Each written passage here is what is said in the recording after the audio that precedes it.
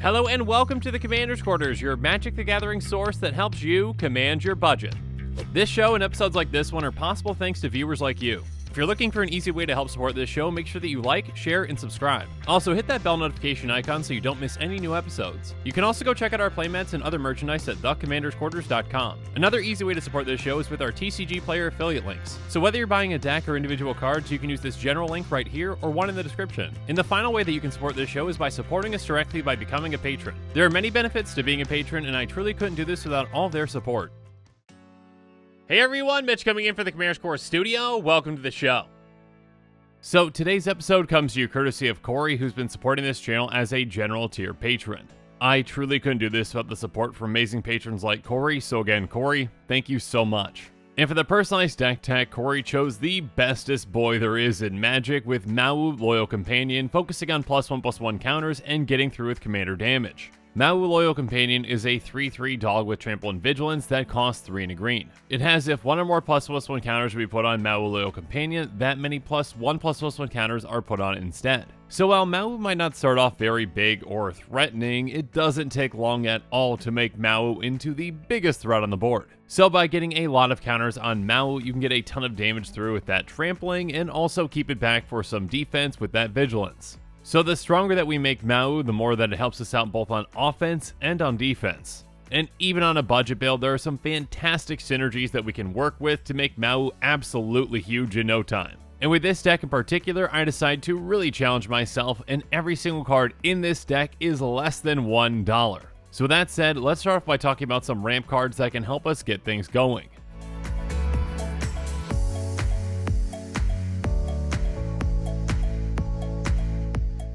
First up, some fantastic turn 1 plays come with Fauna Fertility and Search for Tomorrow. Fauna Fertility is kind of like an enchantment version of Wayfarer's Bauble. By paying 1 and a green, we sack it to get a basic land in play tapped.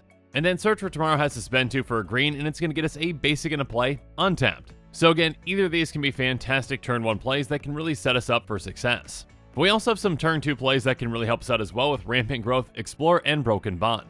Rampant Growth is going to get us a basic into play tapped, Explorer lets us play initial land and it draws us a card, and Broken Bond lets us destroy an artifact or enchantment, then get a land from our hand into play. So if an opponent gets their Mana Crypt or Soul Ring down early, well, we've got some bad news for them and we're going to turn the tables on them. But we also got some mana rocks of our own that we can get down on turn 2 that can help us out in different ways with Liquid Metal Torque and Mind Stone. Both tap for a colorless, and Liquid Metal Torque has tap target non-land permanent becomes an artifact addition to its other types until end of turn.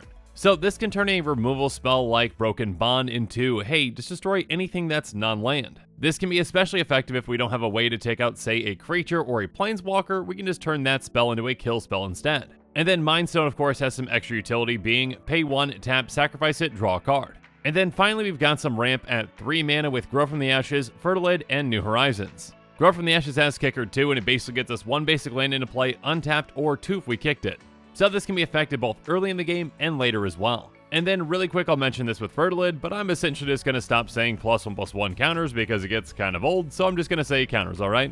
Anyways, Fertilid enters the battlefield with 2 counters on it, and by paying 1 and a green, you remove one of those counters, and then target player searches their library for a basic land, puts it into play tapped, then shuffles. In a deck like this one, we've got plenty of ways to get more counters on this, so yeah, this can just be a repeatable source of ramp for us. Finally, there's New Horizons, which says enchant land. When it enters the battlefield, you get a counter on target creature you control, and enchanted land has tap, add 2 mana of any one color. So this can ramp us and get us a counter on one of our creatures, or again, 2 counters on our commander because of our commander's trigger. But of course, we've got plenty of other ways to get more counters on our bestest boy.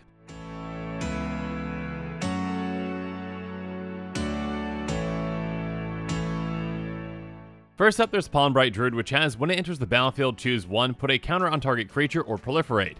Essentially, when you proliferate, you choose any number of permanents and or players, then you give each another counter of each kind already there. So for this deck's purposes, most of the time that's just going to be +1/+1 counters. Regardless, again, whichever one of these we choose, as long as our commander already has a counter on it, we're going to be getting 2 counters because of its trigger. Next up, there's Scrounging Vandar, which comes into play with 2 counters on it. In the beginning of our upkeep, we can move any number of counters from it onto another target creature. So keep in mind that our commander triggers with 1 or more counters placed on it, so doing this twice instead of just once is going to be more effective. And then Retreat to Xandu is an enchantment that has landfall. Whenever land enters the battlefield on your control, choose 1, put a counter on target creature, or you gain 2 life. Again, with this deck, we've got ways to get more and more lands in play, so yeah, this can be very effective at getting a ton of counters on our commander. We've also got some other ways to help out with our commander and other creatures as well with Durable Handicraft, Renata, Call to the Hunt, and Ivy Lane Denizen. Durable Handicraft says, whenever a creature enters the battlefield under control, you may pay 1 if you do put a counter on it. So obviously, outside of our commander, this can help out other creatures as well. If we've got some extra mana, we might as well grow our creature, and again, some of our creatures actually work well with counters too. And the Renata essentially does this, but for free, because it says each other creature you control enters the battlefield with an initial counter on it. Next up, Ivy Lane Denizen can be even more impactful with this deck. It says whenever their green creature enters the battlefield under control, put a counter on target creature. So now, essentially, whenever we have a green creature come into play, we're going to be getting 2 counters on Mowu. And again, that's on top of any counter synergies or ETBs that creature might have. Speaking of which, there's Obsessive Scanner, which when it enters the battlefield, we get a counter on target creature, and it's got Delirium, so at the beginning of each opponent's upkeep, if there are 4 more card types among cards in our graveyard, we get a counter on target creature. Keep in mind that it says each opponent's upkeep, so essentially, once this is in play, if we've got Delirium, that's going to be 6 counters on Mowu on each trip around the table. And speaking of counters on Mowu, there's Evolutionary Escalation, which says at the beginning of your upkeep, put 3 counters on target creature you control and 3 counters on target creature an opponent controls. Obviously, with Mowu, we're actually getting 4 counters because we get 1 additional, but yeah, getting 3 counters on an opponent's creature isn't going to be that big of a deal, especially since we can use this in a political way. But one way that we're just going to keep all the counters for ourselves is with Forgotten Ancient.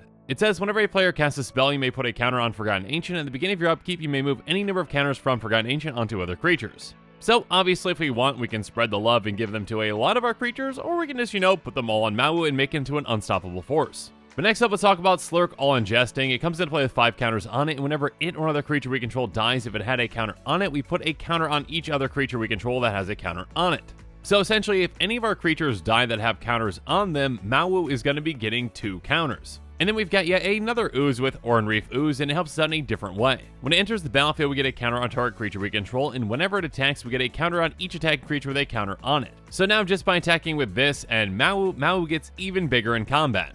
And the same happens with Curse of Predation, which says enchant player, whenever a creature attacks enchanted player, put a +1 counter on it. So we can put a target on an opponent's back and grow our entire army, and we can especially grow our commander. We have yet another benefit from attacking, though, with Army of Iroas. It says whenever a equipped creature attacks, put a counter on it, and it's got equipped too. And we've got yet another piece of equipment that can help us out as well with Ring of Colonia. It says equipped creature has trample, which unfortunately does not help Mowu because Mowu already has trample, but it says at the beginning of your upkeep, put a counter on equipped creature if it's green. Mowu obviously is green, and yeah, it's going to double up that, so we get 2 counters on each of our upkeeps. But an even bigger, but more risky effect because it's on an aura and not an equipment is Hydra's Growth. When it enters the battlefield, we get a counter on enchanted creature, and at the beginning of our upkeep, we double the number of counters on enchanted creature. So obviously this can make Mowu absolutely massive in no time, but yeah, unfortunately this is just an aura, so if our commander is removed, so is this. So perhaps a more impactful card is the very surprising Invigorating Surge. It says put a counter on target creature, then double the number of counters on that creature. We can do this at instant speed, so this can be a fantastic combat trick to take an opponent out of nowhere. Once they set up their blocks, they might think they're okay, and then all of a sudden our commander is twice as large. And speaking of twice as large, there's Soul's Might, which says put X counters on target creature where X is that creature's power. Although this set sorcery speed, obviously can still be very impactful with this commander. And speaking of impactful, there is one card in my opinion that stands above the rest, and that card is going to be the Golden Pig of this deck, which is the number 1 card out of our 99. And the Golden Pig for this deck is Fractal Harness. Fractal Harness is an equipment that costs X2 and a green, and it has equipped 2. It says when it enters the battlefield, you create a 0/0 green and blue fractal creature token, put X counters on it, and attach Fractal Harness to it. But the important part is, whenever a equipped creature attacks, double the number of +1 counters on it. So obviously, if we've got some extra mana, we can put some mana into that X, but most of the time we're just going to cast this for 3, attach it to Mowu, and swing away. Then simply by attacking with Mowu, we double a number of counters on it. Well, double +1, I guess, because of the trigger, but yeah, that's incredibly impactful and can make Mowu into a 2 or 1-shot kill in absolutely no time. And again, because it's an equipment, even if Mowu is dealt with, this is going to stay in place, so we can just re-equip and then, do it again. This card is incredibly impactful and has to be dealt with, or our opponents are going to be in big trouble, and that's what makes it the Golden Pig. But now that we talked about ways to get a lot of counters on our commander, let's talk about some ways that we can benefit from counters on our commander and on other creatures as well.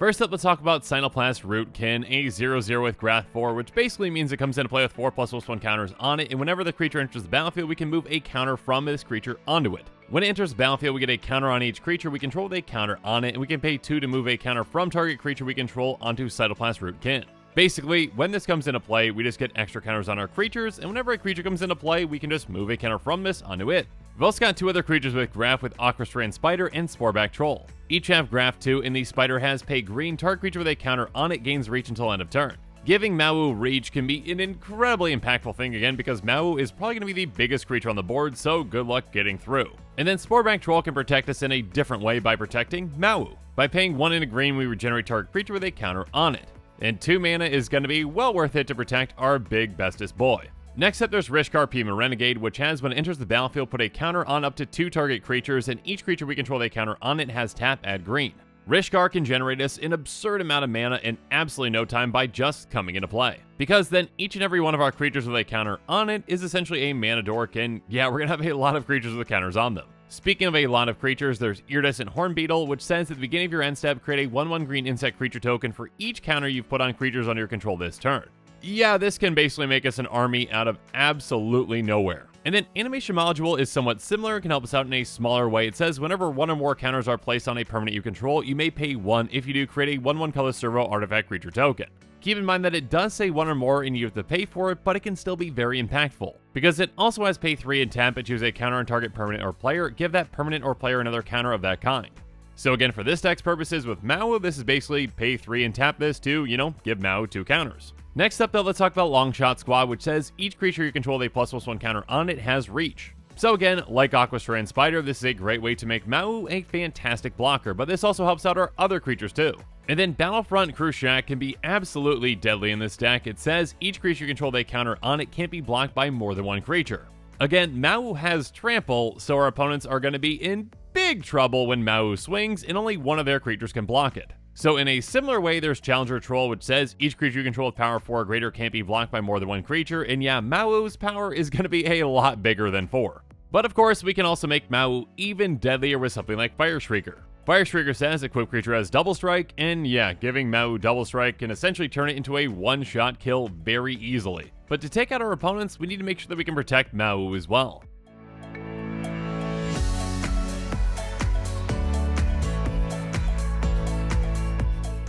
So some cards that can really help us out with this are cards like Snakeskin Veil, Ranger's Guile, and Blossoming Defense. Snakeskin Veil says put a counter on target creature you control, it gains Hexproof until end of turn.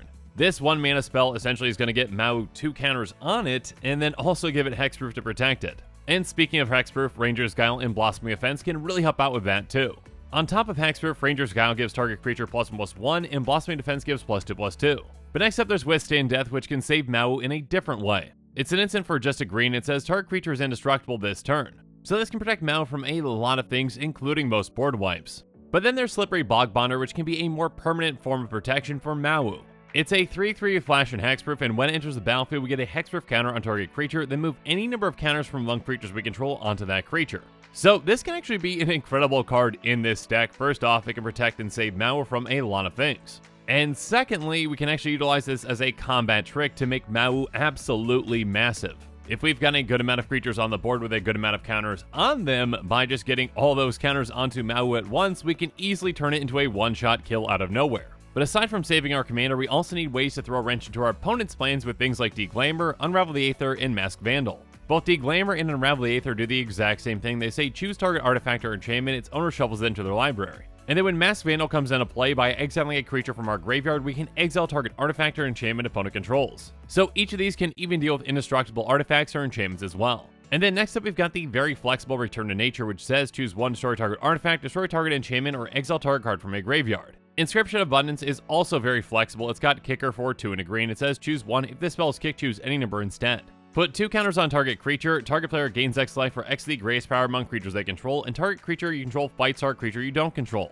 So if we've only got 2 mana, this can be very helpful, obviously by picking whichever mode we need, and again by paying 5 mana, we're getting a ton of value. But a card that can help us out in a different way is Ram Through. It says target creature you control deals damage equal to its power to target creature you don't control. If the creature you control has trample, excess damage is dealt to that creature's controller instead. Essentially, in a way, this is kind of like creature removal on top of being able to get a free hit in with our commander on an opponent. In a way, it's kind of like a burn spell that we can utilize to actually finish an opponent off. But speaking of ways to finish off our opponent's creatures, there's Ancient Animus, Smell Fear, and Choose Your Weapon. Ancient Animus says put a counter on target creature you control if it's legendary, then it fights target creature an opponent controls. And then Smell Fear says proliferate, and then target creature you control fights up to one target creature you don't control. And then Choose Your Weapon gives us the option to choose one. It says double target creature's power and toughness until end of turn, or this spell deals 5 damage target creature with flying. So this can either take out a flyer, or really help us take out an opponent by doubling up Mowu's power and toughness out of nowhere. Or, if we need the panic button to just take everything out, there's Nevinral's Disc. It's an artifact that costs 4 and enters the battlefield tapped, and it says pay 1 and tap to destroy all artifacts, creatures, and enchantments. So if we're in a desperate situation and need just to clear the board and restart things, this can be a great way to do so.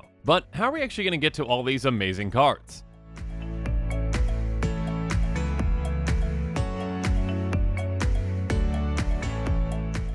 Let's talk about some ways to draw an absurd amount of cards with cards like Hunter's Insight, Return of the Wild Speaker, and Momentous Fall. Hunter's Insight says choose target creature you control. Whenever that creature deals combat damage to a player or planeswalker this turn, draw that many cards. Yeah, thanks to Trample, Mowu can get a ton of damage through, so yeah, for just 3 mana, we're getting a lot of cards with this. And then Return of the Wild Speaker says choose 1, draw cards equal to the greatest power among non-human creatures you control, or non-human creatures you control get +3/+3 until end of turn. So if we need to pump our team, we can with this, but most of the time we're going to be utilizing this to draw an absurd amount of cards because yeah, Mowu is not human.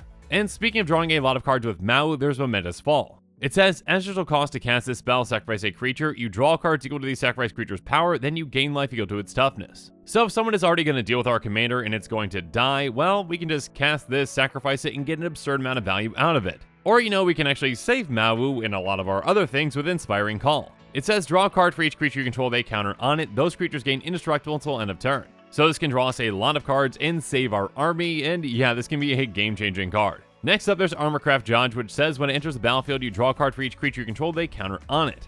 And then Shamanic Revelation just straight up draws us a card for each creature that we control, and on top of that, it's going to gain us 4 life for each creature we control with power 4 or greater. And outside of Mowu, again, there are going to be some other creatures that can get pretty big. But we really can take advantage of Mowu's power with cards like Drum Hunter, Colossal Majesty, and Triumph of Ferocity. Drum Hunter is just a simple 2/2 mana dork that can tap for colorless, but it also says at the beginning of your end step, if you control a creature with power 5 or greater, you may draw a card. Chances are Mowu's power is easily going to be over 5, so yeah, we're going to draw a lot of cards with this. So in a similar way, there's Colossal Majesty, which says at the beginning of your upkeep, if you control a creature with power 4 or greater, draw a card, and again, 4 is very easy for us to meet. And then Triumph of Ferocity has a different requirement. It says at the beginning of your upkeep, draw a card if you control the creature with the greatest power or tied for the greatest power. And again, with as big as we can grow Mowu, chances are very likely we're going to meet that requirement. Next up, of course, Harmonize can be a great draw spell for us as well. It just simply says, draw 3 cards. But finally, there's Zephyr Boots, which can help us out in multiple ways. It says equipped creature has flying, and whenever equipped creature deals combat damage to a player, draw a card, then discard a card. So this card can help us get Mowu through, and also loot. But now that we've gone through all the non-land cards in this deck, let's quickly go through the lands.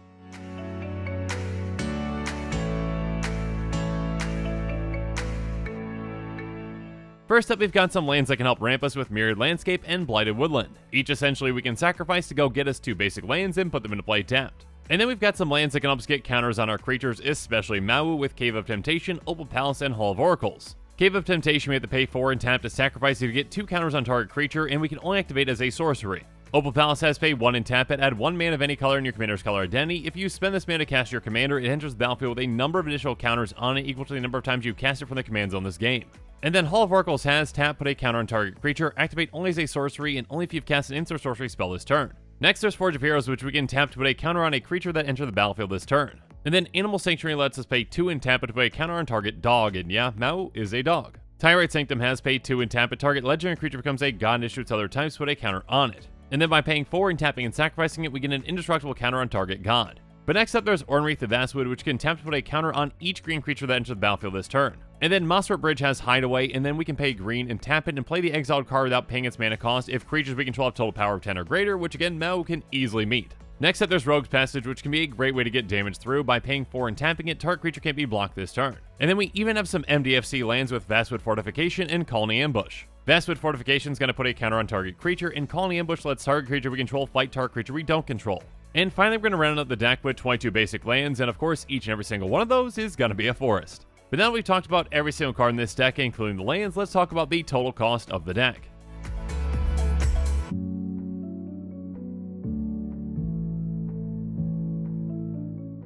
So the total estimated cost for this deck is just $24.77. Again, I really wanted to challenge myself with the budget for this deck, making every single card have to be less than $1, and I'm really excited about how this deck turned out. Now, keep in mind a few things about this estimated cost. This doesn't include heavily played or damaged cards, so that cost could actually be even lower. But also keep in mind that this price doesn't include shipping, which can vary depending on where you're at. Regardless, this is still a very budget-friendly deck, and again, I am really excited with how it turned out. If you're looking to play this deck, consider joining the amazing PlayEDH Discord. It's a great way to play Commander over webcam. In the description below, you'll find their Discord invite link, as well as the tier that this deck has been approved at next to the deck list. So if you want to pick it up and play it as is, you can, and be sure to read their welcome information for more details. And with that, this show is coming to a close, so it's my turn to hear from you. So in the comments below, let me know what your thoughts on this episode are, and as always, thanks again and have a good one.